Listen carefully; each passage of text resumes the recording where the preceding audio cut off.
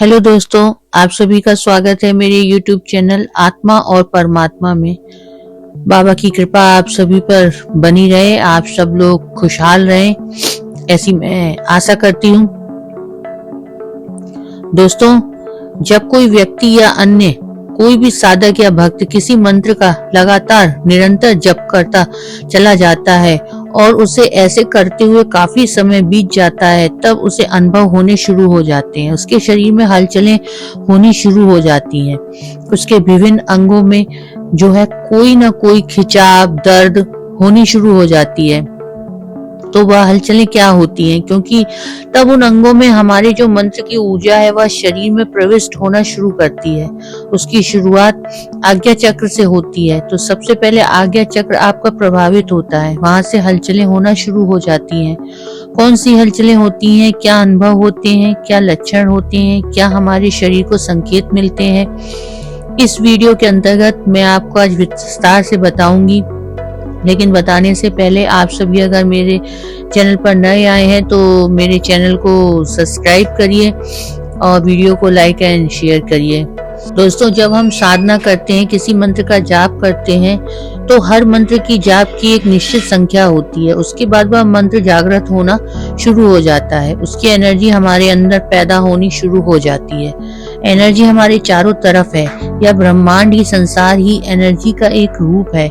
जो इस मंत्र की हम साधना करते हैं, उस मंत्र की एनर्जी, उस मंत्र की देवता की शक्ति हमारे चारों ओर विद्यमान रहती है और हमारा शरीर ध्यान के माध्यम से उसे अपने अंदर आकर्षित करना शुरू कर देता है। कोई भी चीज जब बाहर से शरीर में आती है तो कुछ ना कुछ प्रक्रिया अवश्य व्यक्त करती है शरीर के अंदर। उसी को हम हलचल कहते हैं, उसी को हम संकेत कहते हैं, उसी को हम लक्षण कहते हैं। ठीक है, तो चलिए जानते हैं पहले लक्षण के बारे में। पहला लक्षण क्या होता है? पहला लक्षण यह होता है दोस्तों कि हमें अपने आज्ञा चक्र पर मिलता है। जब हम ध्यान करते हैं, मंत्र जप करते हैं, तो ध्यान करते हैं तो हमारे आज्ञा चक्र पर, माथे पर जो थर्ड आई बोलते हैं, उसे अंजना चक्र भी कहा जाता है। वहां पर जहाँ तिलक लगाते हैं पुरुष और महिलाएं, जहाँ पर बिंदी लगाती हैं, वहीं पर हमें खिंचाव सा महसूस होता है, खुजली महसूस होती है और दर्द भी महसूस हो सकता है। हल्का सा जो दर्द है वह महसूस हो सकता है। ऐसा इसलिए होता है कि जो मंत्र जप की ऊर्जा है वह हमारे शरीर में, हमारे आज्ञा चक्र के माध्यम से अंदर प्रवेश कर रही है। तो इस वजह से यह लक्षण हमें महसूस होता है। लेकिन हालांकि यह जो दर्द है, यह जो खुजलाहट है, यह जो खिंचाव हमें महसूस हो रहा है, वह कुछ समय के बाद स्वतः ही शांत हो जाता है। दूसरा संकेत क्या होता है? दूसरा लक्षण या संकेत यह है कि हमारे जो पैर हैं वह सुन्न होना शुरू हो जाते हैं। पैरों में पहले जो हल्का दर्द होता था, फिर जब हम ध्यान में लगे रहते हैं तो ध्यान में लगे रहने की वजह से वह जो दर्द है वह धीरे धीरे बंद हो जाता है और पैर हमारे पूर्णतः सुन्न हो जाते हैं। हमें अपने पैरों का भी भान नहीं रहता कि हमारा पैर है या नहीं। इस प्रकार से जो है वह पूर्णतः सुन्न हो जाते हैं। उसके बाद कमर तक का हिस्सा हमारा सुन्न हो जाता है। तो यह लक्षण हमारे पैरों में आते हैं पहले, और फिर उसके बाद पैरों से होते हुए हमारी टांगों में, हमारे कमर तक का जो हिस्सा है वह सुन्न हो जाता है। जब ऐसा होता है तो हमारे आगे चक्र पर जो है, हमें वहां पर कई प्रकार की आकृतियां दिखाई देनी शुरू हो जाती हैं। प्रकाश के दर्शन होने शुरू हो जाते हैं। जब हम आंख बंद करते हैं तो सबसे पहले तो अंधेरा ही नजर आता है, लेकिन जब ध्यान में गहराई में प्रवेश करते हैं तो प्रकाश दिखाई देने लगता है, जो क्षण भर के लिए आता है और फिर चला जाता है। इसी प्रकार से यह लुक्का छिपी चलती रहती है।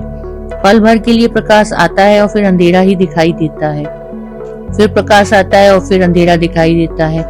इस प्रकार से होता है। विभिन्न प्रकार के पुष्पों के रंगों के दर्शन भी आपको अपने आज्ञा चक्र पर होते हैं। यह सब निशानियां होती हैं कि हमारा ध्यान जो है सही दिशा में जा रहा है, हमारी साधना सही है, हमारा मंत्र सही है और मंत्र की ऊर्जा हमारे शरीर में आ रही है। ठीक है, जब हमारा ध्यान दोस्तों, यानी हमारी चेतना हमारे नाभि चक्र तक आ जाती है, नाभि चक्र तक, तब पेट में हल्का हल्का दर्द होता है और यह जो दर्द है कुछ समय तक रहता है।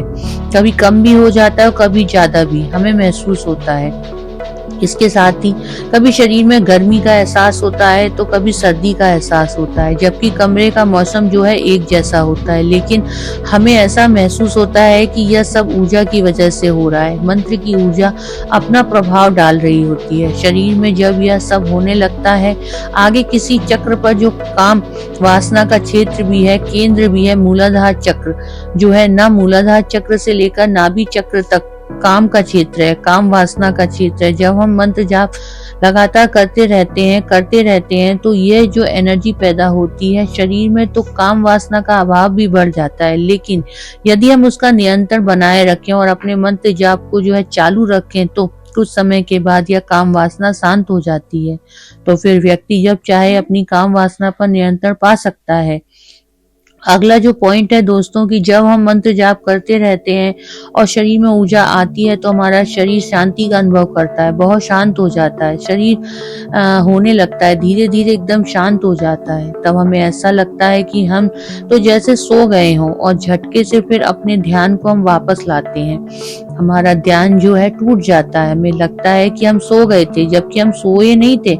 हमारा शरीर शांति को पूर्ण रूप से अनुभव कर रहा था। उस समय हमारे जो सबकॉन्शियस माइंड है, हमारा जो अवचेतन मन है, वह पूर्णतः कार्य कर रहा था। मंत्र जब तो चल रहा था, लेकिन हमें उसका एहसास नहीं हो रहा था। तो हम इस भ्रम में रहते हैं कि हम सो गए थे, लेकिन ऐसा नहीं होता।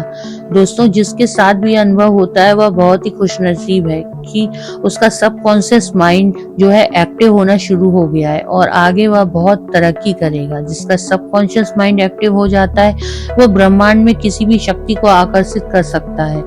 उसके लिए लॉ ऑफ अट्रैक्शन लागू हो जाता है और वह उस समय काम कर सकता है, उन शक्तियों को बुला सकता है। तो यह स्थिति है जब हमारा सबकॉन्शियस माइंड जागृत हो जाता है। ऐसा होने पर ठीक है, और अलग पॉइंट है कि सांस की गति हमारी धीमी पड़ जाती है। हम बहुत धीमी धीमी सांस लेने लगते हैं और साथ ही साथ सांस का ऊपर उठना हमें महसूस होता है। जैसे जैसे सांस हमारी ऊपर की ओर जा रही है, नाभि तक नहीं आ रही, हमें ऐसा आभास होता है कि सांस की गति अत्यंत धीमी होने की वजह से हमें ऐसा अनुभव होता है। अब इसका मतलब स्पष्ट है कि जो मंत्र की ऊर्जा है वह हमारे शरीर में, हमारे हृदय चक्र तक आ चुकी है। हृदय चक्र में उसका प्रवेश हो चुका है और हमारा जो हृदय चक्र है वह एक्टिव होने की स्थिति में है। अगर एक्टिव होने की स्थिति में है तो वहां पर हमें एक और लक्षण महसूस होगा। दोस्तों, हृदय चक्र पर हमें यह महसूस होने लगेगा कि हमारा जो हृदय चक्र है वहाँ भार महसूस कर रहा है, घबराहट जैसी स्थिति हो सकती है, उल्टी आने जैसी स्थिति आ सकती है।